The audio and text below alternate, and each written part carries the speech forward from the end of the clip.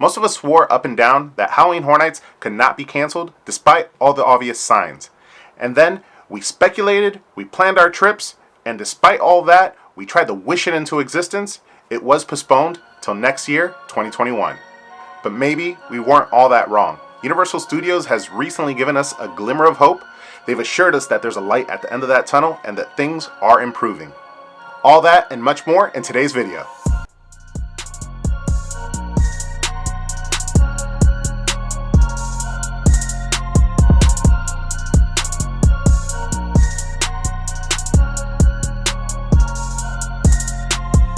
Welcome back to another video, guys, and as always, thank you for tuning in. I hope you are having a great day. Today we're going to be talking about what the community has dubbed Halloween Horror Nights 29.5. Now before we get into all that, let me tell you a little bit about the channel that you're watching. This is Eddytainment and my name's Eddie. Welcome. We cover everything from travel, haunts, theme parks, and much more. So if that's your thing, consider browsing the channel and subscribing. Your support goes a long way.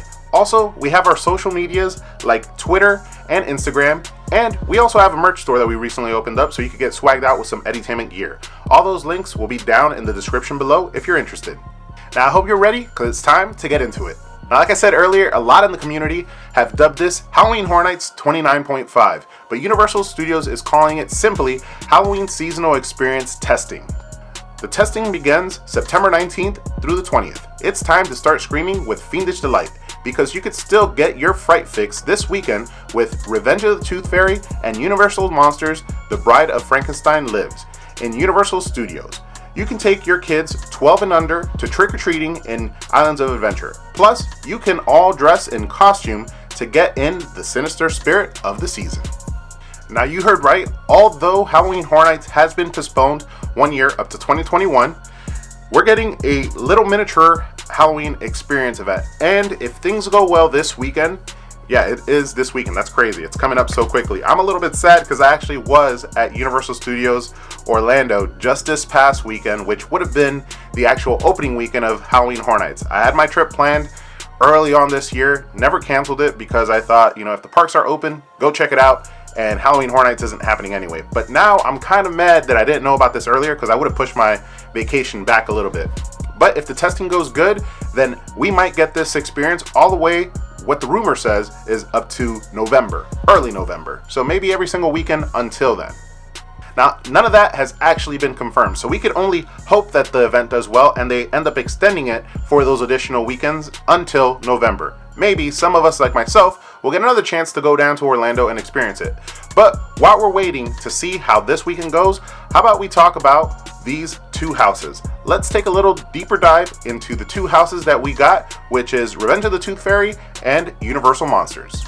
Now the first house that we have is Revenge of the Tooth Fairy, and this is a house that's been speculated now for about 2 years and has not come. Last year it was all but certain, and then they pulled it back to replace it with Us by Jordan Peele.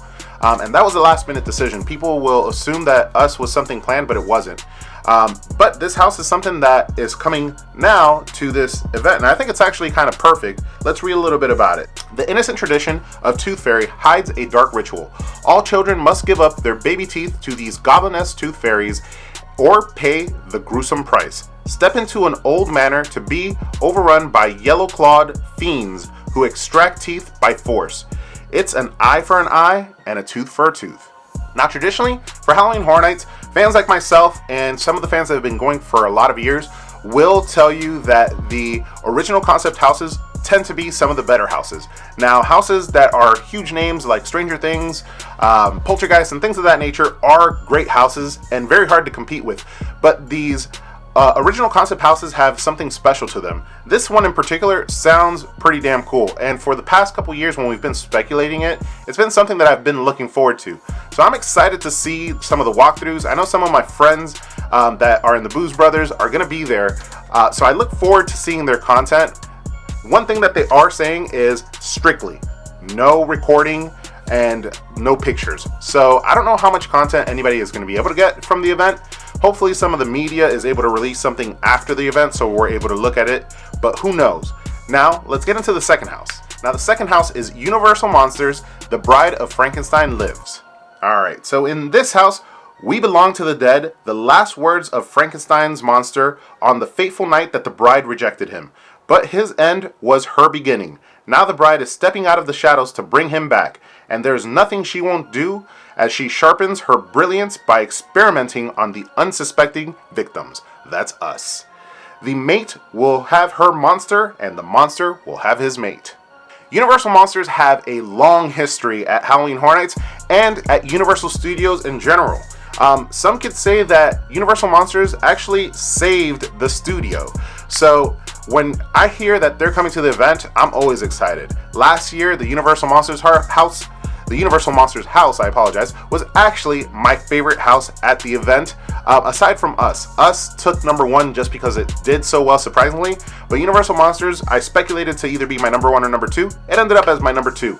I enjoyed it a lot. The special effects that they utilized for Creature were amazing, but just the whole experience in general was amazing. So I can only imagine that now with the Bride of Frankenstein, we're going to see some cool special effects and possibly some appearances from the other Universal Monsters.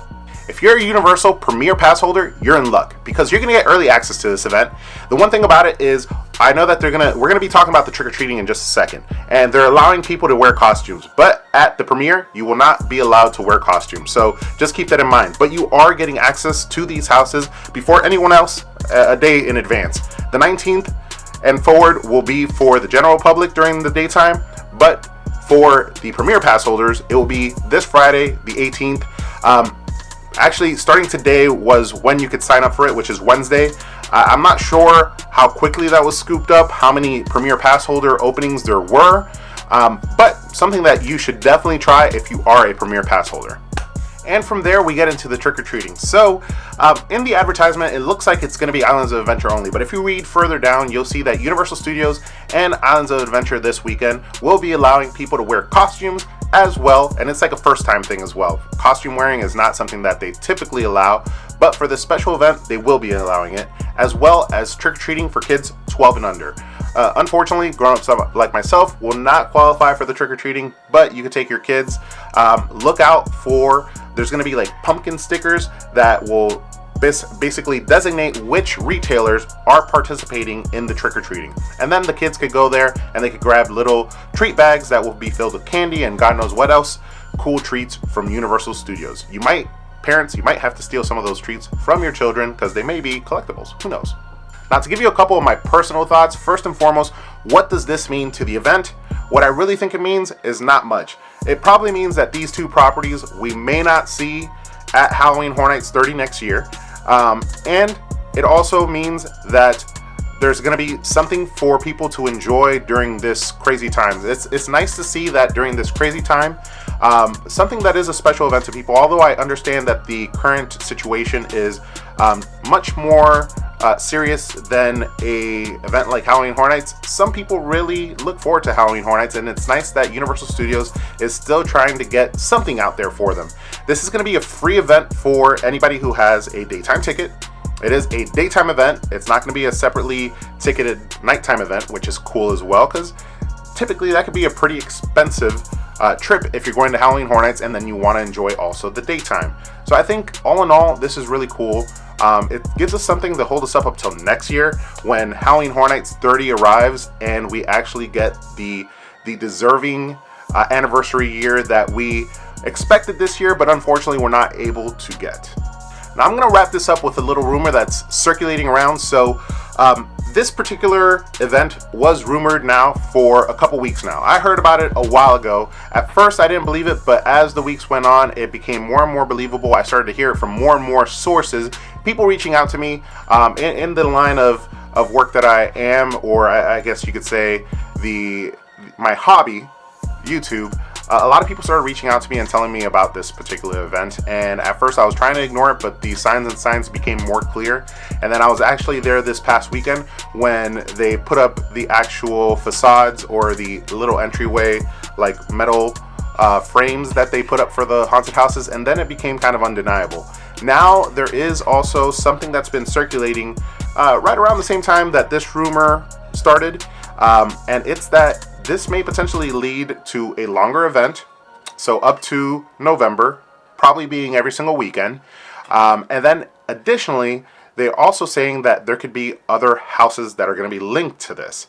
So the two that are going to be tested this weekend are just kind of priming you up. There has been kind of rumors out there and also some solid information shared about other permits that have been released and they were recently basically signed up for. So I think somewhere around like 5 to 7, maybe even 10 houses is what people are speculating. I think 5 is a reasonable number. It could potentially grow to be 5 houses if the event is manageable. Now, that's the one thing that I'm concerned about is Halloween Horror Nights is extremely popular. So something like this, although it's not Halloween Horror Nights, it's Halloween Horror Nights 29.5, people may flock to. So they may need to keep it limited down to just 2 houses. If they grow it past those 2 houses, then it may actually become a separately ticketed event, which kind of kills the vibe. And you know, if this isn't Halloween Horror Nights 30, then why would they do that? I think the perfect amount is 2 houses, maybe one more, give us 3, and let us enjoy the event at no additional cost, and then next year get the well-deserved anniversary year. Thank you so much for tuning into the video, guys. Let me know in the comments below if you heard about this event well in advance. Will you be planning to attend it? And also, what do you think about it, just in general? Also, if you enjoyed the content, don't forget to give it a thumbs up. Subscribe to the channel to show your support. Every little bit counts. I really appreciate it. And as always, guys, don't forget to ask yourself, have you been entertained?